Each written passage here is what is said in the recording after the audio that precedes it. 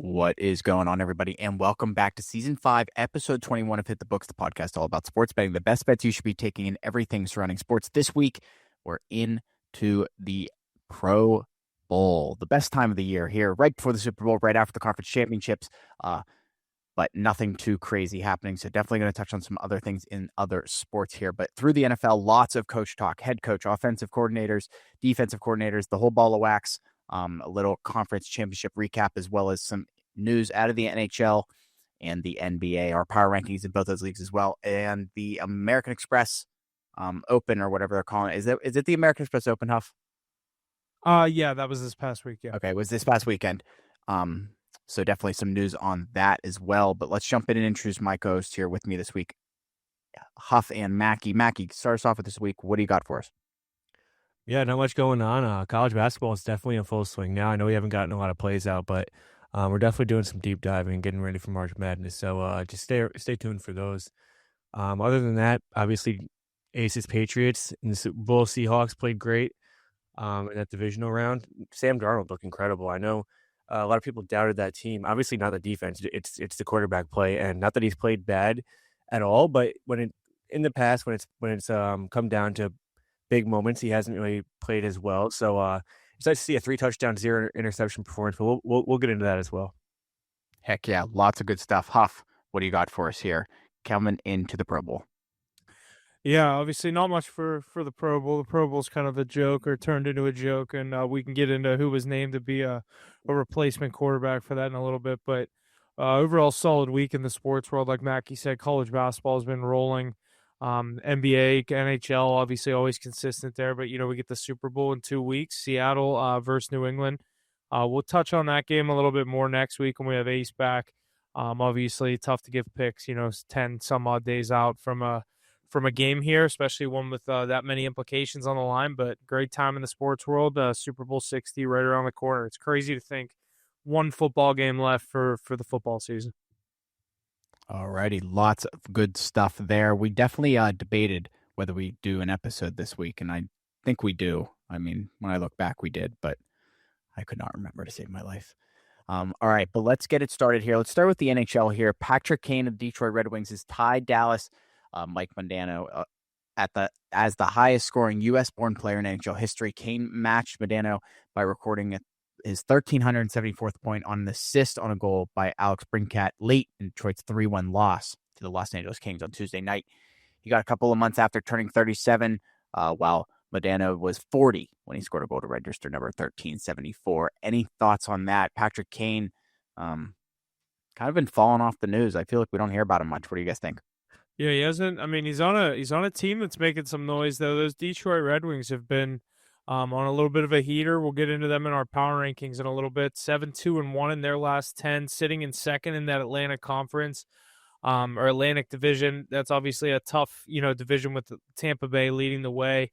But Detroit's been a fun team to keep their eye out for. That young core that they've built over the past few years, starting to let the light shine through. They still have guys there like Larkin. They brought in veterans like Kane to step in and lead that team. And, the leading point getter in USA hockey history.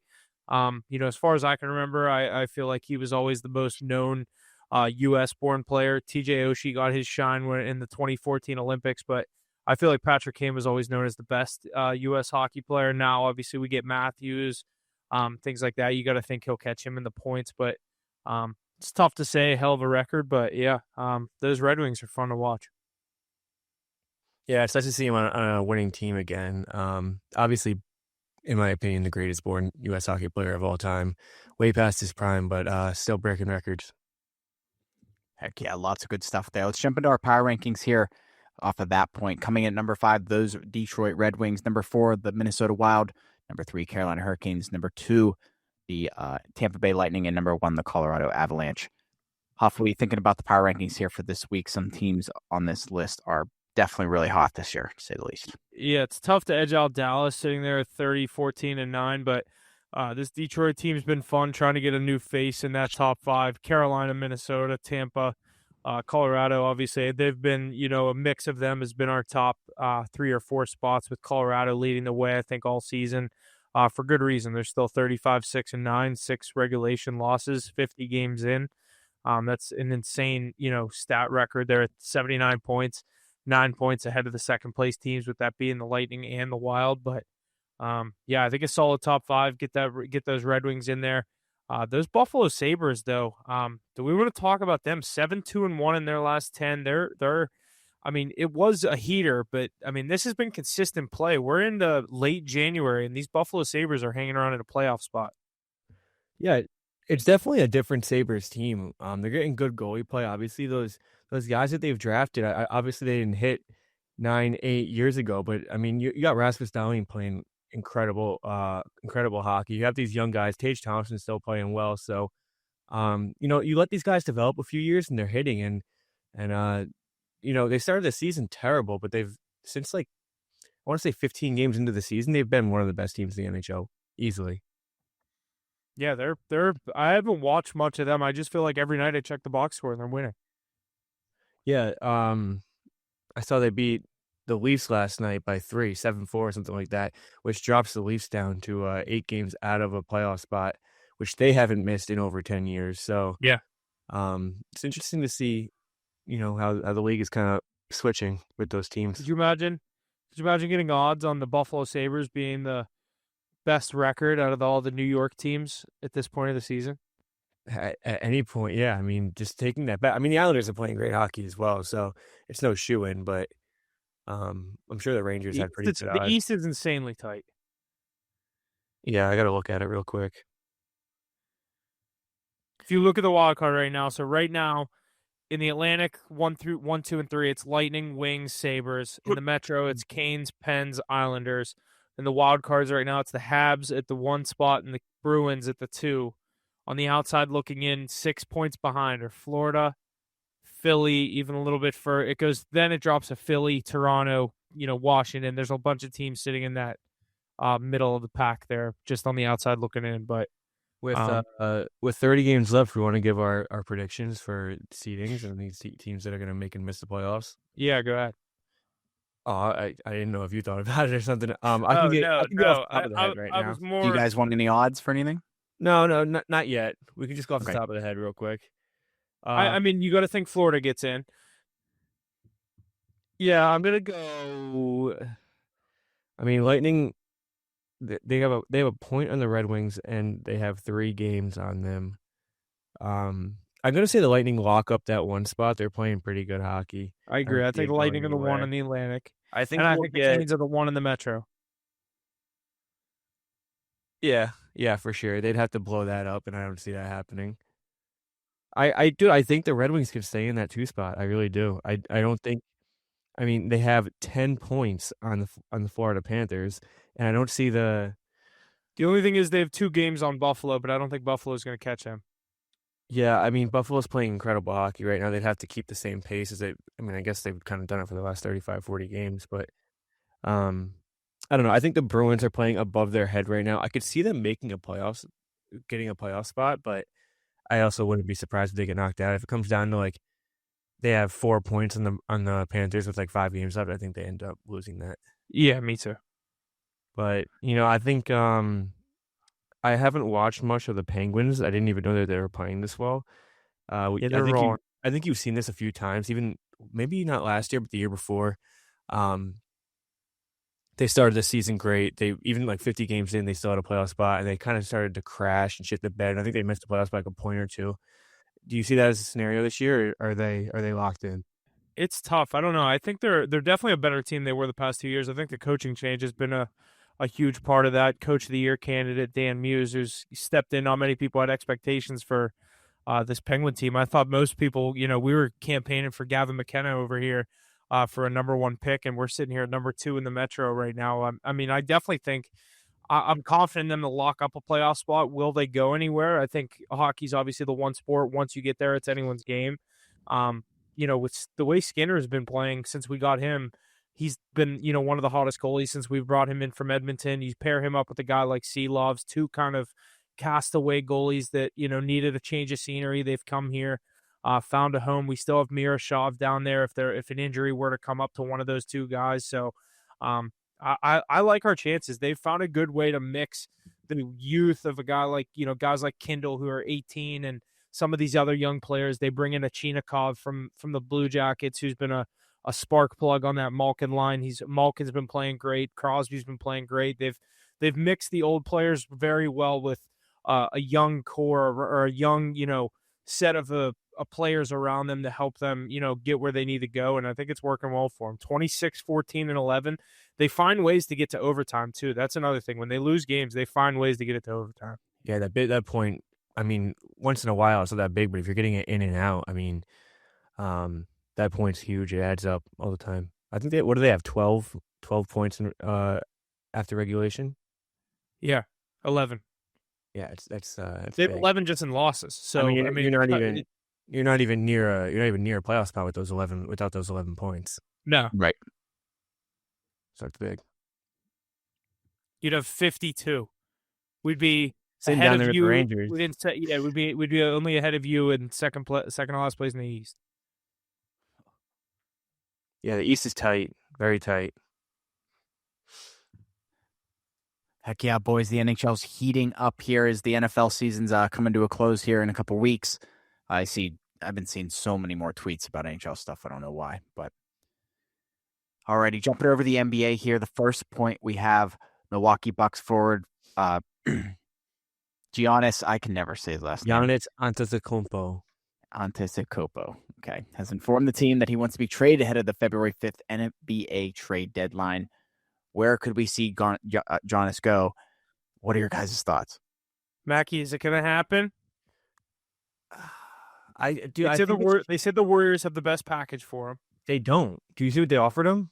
No. A Jimmy Butler on a torn ACL and Jonathan Kuminga with picks. Kuminga wants out of Golden State, and Kuminga's better than people think. But if Jimmy Butler didn't just tear his ACL, maybe they'd have a better chance. Yeah, I mean it's an enticing package, but I forgot Jimmy Butler's hurt. The Knicks have enough to offer. Obviously, you're losing Cat. You'd probably have to get rid of McCall Bridges as well. I was just gonna say, do you lose Bridges too? What did we? Do you remember what we gave up for Bridges? More first-round picks than the Lakers gave up for Luka, and who was the other big AD. trade that just happened? Well, it was like that whole AD or not AD. Who just got traded? Trae Young. Yeah. Yeah, you could give him more first-round picks in one trade for Mikal Bridges than two teams got for those two players combined. That's what people are saying. They're like, "Well, we're gonna give up Mikal Bridges, who we literally that was the point. That was the point when NBA teams were like, we do not give a fuck about draft picks. Also, at this point, like I don't think that matters. That's happened and it's done. If we can make our team better at this point, do it. Yeah, and for sure. I saw the haul would also include Drew Holiday because if you think you're like the Knicks are in their window right now, like they have the core of Brunson, the role players around him. You have your star. You bring in another star like that. I mean, if we bring in Giannis, we will win the championship. I swear to God. I think you will too. Dude, when you still have like Josh Hart, you still have OG Anunoby, Miles McBride playing incredible. Tyler Kolek has come onto the scene as well. When McBride went down, he doesn't get as many minutes anymore, but he's still playing incredible basketball. Yeah. The supporting cast is there. I know that the bench isn't the deepest, but that starting five is just ridiculous. If you can have Brunson up top and have Giannis down low, it wouldn't even be fair. I think it'd be incredible, but Dolan needs to make a move. I don't know if he's willing to give up McCall, but they kind of have to. They're not playing as well as they did in the beginning of the season. Yeah, I mean, 2 weeks ago we lost 9 out of 11. You can bring in an MVP guy that's won a ring before. Yeah, I think it's a no-brainer. Yeah, 2 weeks ago we lost 9 out of 11 games. The NBA is the one league where you're like in other leagues, it's not as easy as just bringing a star and you'll immediately be contending / winning a championship. The NBA is like that. Yeah, and you can truly just add a guy like Giannis to a team like the Knicks, and they will be in the Eastern Conference Finals. Probably, at least win 3 games in the Eastern Conference Finals, and then it's up to whoever to get that 4th one. Well, the thing is that, I mean, correct me if I'm wrong, but the Knicks are already capable of winning 3 games in the Eastern Conference Finals. Yeah. So you bring in a guy like Giannis. I know you're going to have to lose assets as well. I'm not going to immediately say they'll win and dethrone the Thunder, who have looked so good for the past year and a half. Yeah, that's true. I mean, you still have a juggernaut over there, but it would. That's why I I say then they'll get to the win the East Conference Finals, whatever, / put up a hell of a series. In the worst case scenario, they lose it. in my opinion, the Knicks could not compete with OKC in a championship right now, and adding Giannis would maybe not put them over the top just yet, I mean, but it would it definitely. takes like Chet and Hartenstein like halfway out of the picture. Oh yeah, definitely. The two biggest problems you guys would have with him. Yeah, I mean, do you know of any other locations that he could go? No, I I know didn't. I saw obviously Miami. Miami's always in the mix on these big trades. Lakers were in talks too, but the Lakers, I don't even know what they would be able to It won't. give It up. can't happen for the Yeah, Lakers. I don't even know what they would be able to give up. Yeah, like just a million draft Is picks. he a free agent after this year? It would be like, huh? Is he a free agent after this year? I don't know. If Jessica, can you fact check that? Say it again. If Giannis is a unrestricted free agent at the end of this year? If he is, then he will be traded at the deadline. Oh, for sure. There's no. I think with how the player that he is, like Mr. like nice guy, everyone loves him. He was so good with the media. He's never done anything bad. Like he's not like a John Morant requesting a trade. Like I think when that kind of guy turns on a team, it's like He signed an extension. Oh shit, I forgot about that. So he's on a contract through 27-28. So he, they might not 3 more years. They're not moving him to the deadline unless they actually get an offer that they can't. 2 more years. 2 more years under contract. Yeah. No, I don't. I think he'll be gone in the offseason if he doesn't get moved by the deadline. Oh, okay. But yeah, my whole thing I think he's played his last game as a Buck. It's hard to trade a player like that in the middle of the season. It doesn't happen often. It happened with Luka, and that's about it. Name another player that's happened with. You probably can't. Yeah, not to that size. At this point, I think they're going to have to be offered more than, I don't even know if you could say this, but even more than what he's worth to take an offer on him. Yeah. But Shams did tweet that the Luka thing was also so shocking because Luka didn't request a trade. You know what I mean? Like this wouldn't be as shocking as that, but it would be as big of a trade. That was more Nico Harrison just thinking he was a mastermind and seeing things that other people didn't see. His plan worked out. He got what he wanted with Flag, but he also got fired. So yeah, it didn't work out that well. But yeah, I don't know. I just think it's going to be hard to see him get traded, even though, I mean, players don't, no matter what you want, doesn't matter who you are, you don't have all the rights in the world. You don't run things. You're still owned by an NFL team or by an NBA team. Alrighty, boys. Lots of good stuff there. Quickly, our power rankings here. Number 5, the Houston Rockets. Number 4, the Denver Nuggets. Number 3, the Detroit Pistons. Number 2, the San Antonio Spurs. And number 1, the Oklahoma City Thunder. Any thoughts on that? You guys did a pretty good job of going over the NBA there. But what do you think? I did see the Spurs in the conversation for Giannis. I don't know what they would give up. It would probably have to be like Stephon Castle, a bunch of picks. Could you imagine Greek Giannis and Wemby? I just don't love like twin towers like that. I'd rather like the Spurs won championships with that, so it's like the Spurs won championships with way more than just who I know, but they had David Robinson, like Tim Oscar, Duncan, and David and Robertson and Tim Duncan. What was that? 99. That's it. Yeah, because he wasn't on like the 2014. Tim Duncan was like the young guy. Tim Robinson was like the vetting, or David Robinson was like the old vet. The other one I saw was the Rockets. So they're I've seen a lot of in play, but I'm hoping he goes to the Knicks. I think that would be cool if he goes to the Knicks. Especially because I think it would be funny because all these athletes, whenever they get drafted, he says, I want to play in Milwaukee my whole life. I want to stay in a small market. I don't like a big market. Then he's going to go play for the Knicks. Yeah. You're going to go to whoever you have the best chance of winning with. As soon as he gets traded to the Knicks or Miami, one of these big markets, you're going to see that exact interview quote start to resurface that he wanted to be a Buck his whole life. And like, what else do you expect these guys to say? Like, he's not going to they're all fucking about, like, he's that whole team. Like, they're going to learn real quickly what he means to that franchise when he leaves. Do you see the roster right now besides him? The best players. I forget. Bobby Portis? No, there's a big man. I forget who the hell it is. Oh, Miles Turner. Who's your boy? DiVincenzo's on the Timberwolves. I thought he was still with the Bucks. That was a while ago. He got drafted by the Bucks.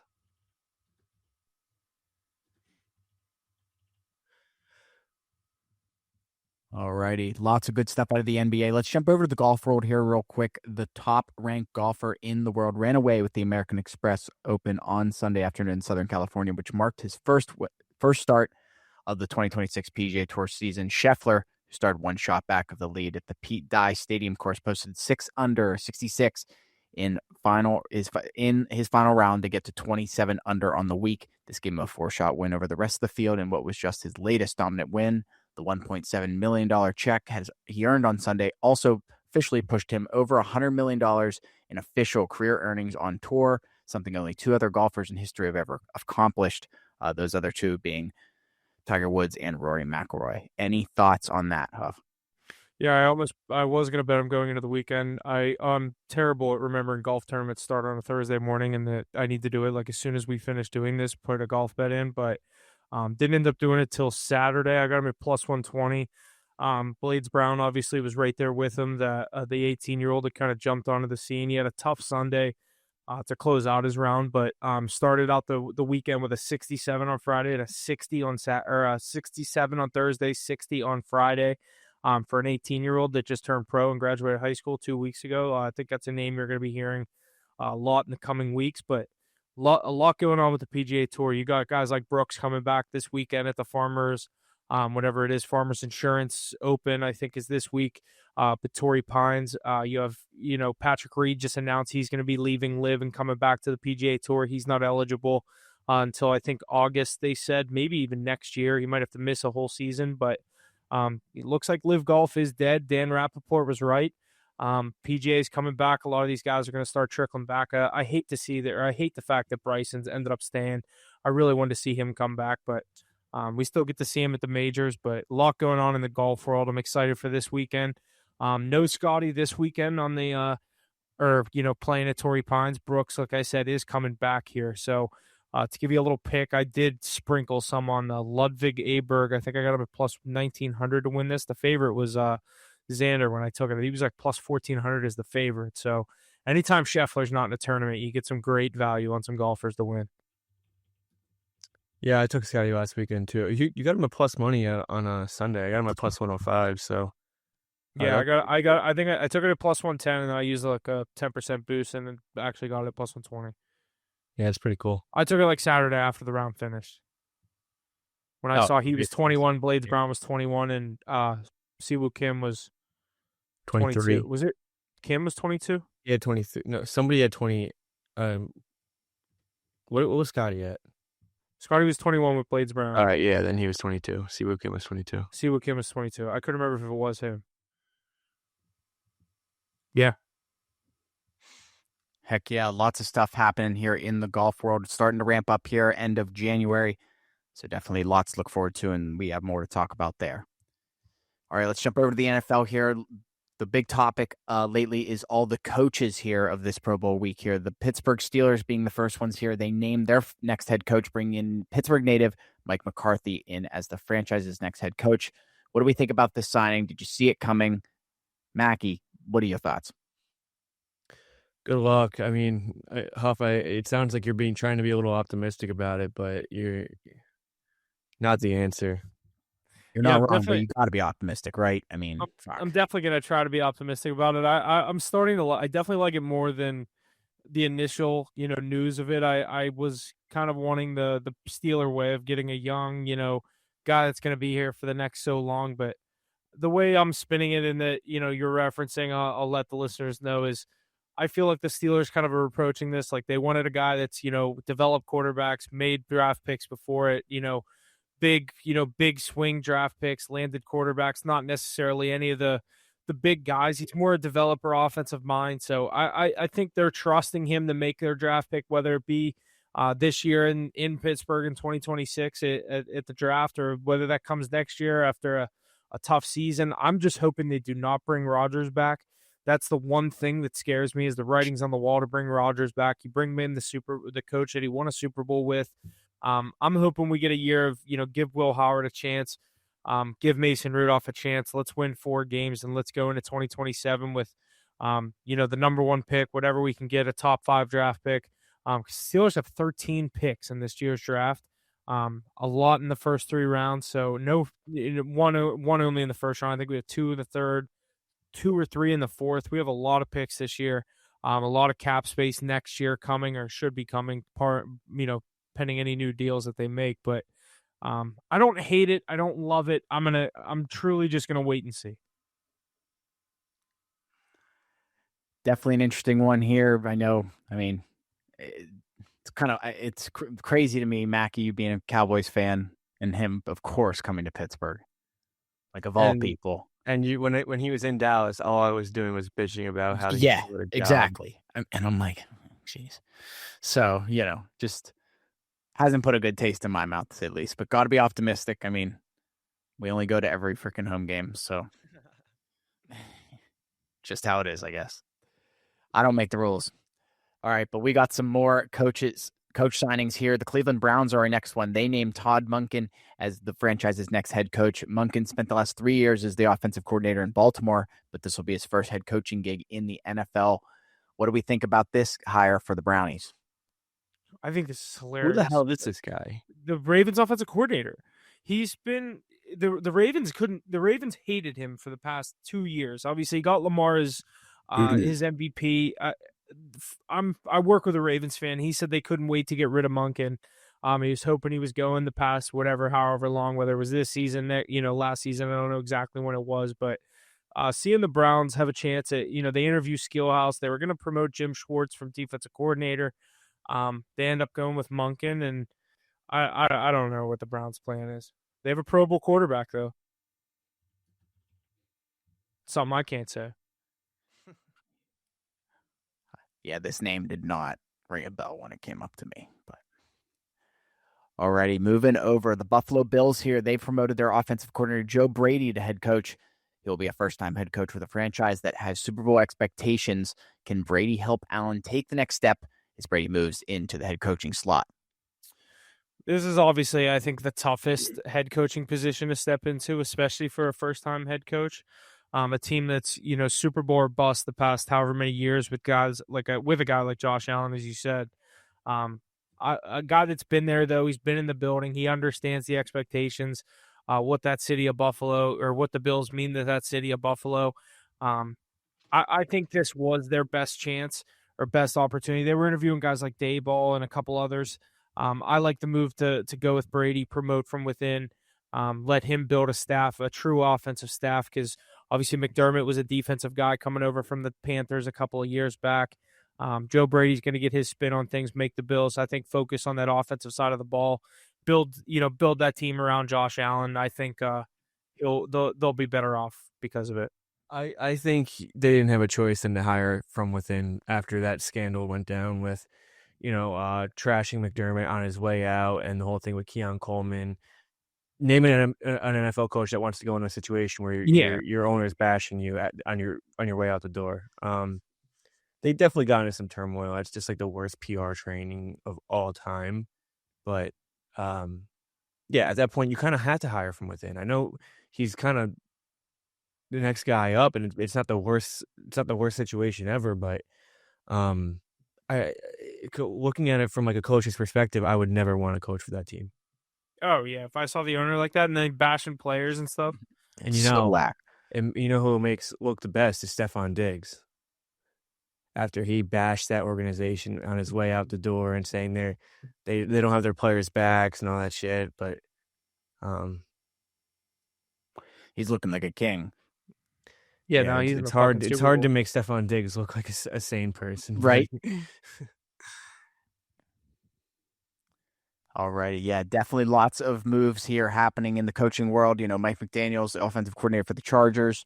That's really the only one I can think of that we didn't go over here so far that I care to talk about. All right, but let's jump over the conference championships here. Sunday's NFL conference championship game stretched from the Mile High City to the Pacific Northwest. The Denver Broncos hosted the New England Patriots in the AFC title game, while the Seattle Seahawks took on the Los Angeles Rams for the NFC crown. It marked the 29th time since 1975 that both number one seeds have reached the NFL's conference title round. Denver and New England met for the 6th time in the postseason and the 3rd time in the AFC Championship game. The matchup was also their first playoff meeting since the AFC Championship in January 2016, when Peyton Manning bested Tom Brady in the final matchup of their careers. Let's start out with that game. What do you guys think about this AFC Championship game? Aces Patriots taking it. Such a low-scoring game. What do you guys think? Yeah, I thought the snow came at the right time for that Patriots team. They obviously come out and get the win. Unfortunate scenario for that Broncos team having to trot Stidham out there. Just only scoring 7 points is tough. Anytime you have a defense that good that only lets up 10 in a game that big. I know they were on their home field, but they still end up covering. Do they win that game with Bo Nix? I'm not even going to say that because we'll never know. Then doesn't matter here. Patriots are moving on. They did enough in this game to get the job done. I would have liked to see the Broncos, take the points there at that one possession where they went for it on fourth down. Take the points there. I know, you didn't know a blizzard was coming. Maybe they did. I don't know. That would have been an even better scenario to take the points. But, I guess we'll never know. Patriots move on. They win the AFC. The Patriots run has not been, impressive, and that's not anything against them. They're just not. The offense isn't blowing anyone out of the water. The turnover issues with the offense has been there. They've played some great defenses. Hats off to that the Patriots offense for getting it done. But in this Super Bowl, I think we're going to see that Patriots defense go up against the first legit offense they've played probably since the Bills, and that's mostly just because of the guy under center. Seahawks are a lot different with Darnold under center and just skill players all over the place. Yeah, I don't want to say this in a way where I'm shitting on the Patriots, but I'm just gonna sound like a hater. I don't really give a fuck. I don't think they've really. I just don't think that they've really deserved to be in this situation. I really don't. I think, the defense has been decent all year. They've played a lot better come playoff time. But, you get Justin Herbert, who we all know how I feel about him come playoff time. And didn't have an offensive line. I'll give him that. But he also missed some very, very bad throws in that game where if he made one, you're moving on. It was that simple. Because, I know it got out of hand later in the game, but for most of that game, it's a one-play difference right there. Week 2, defense obviously plays great again. But, your quarterback turns the ball over 3 times, but he fumbles 4 times. I don't know. I don't think Drake May's getting a lot of love, but I just don't. People aren't talking about enough how bad he's played and got into the Super Bowl. It's definitely never been done before. There's no way a quarterback has ever played this bad and got into the Super Bowl on a playoff run.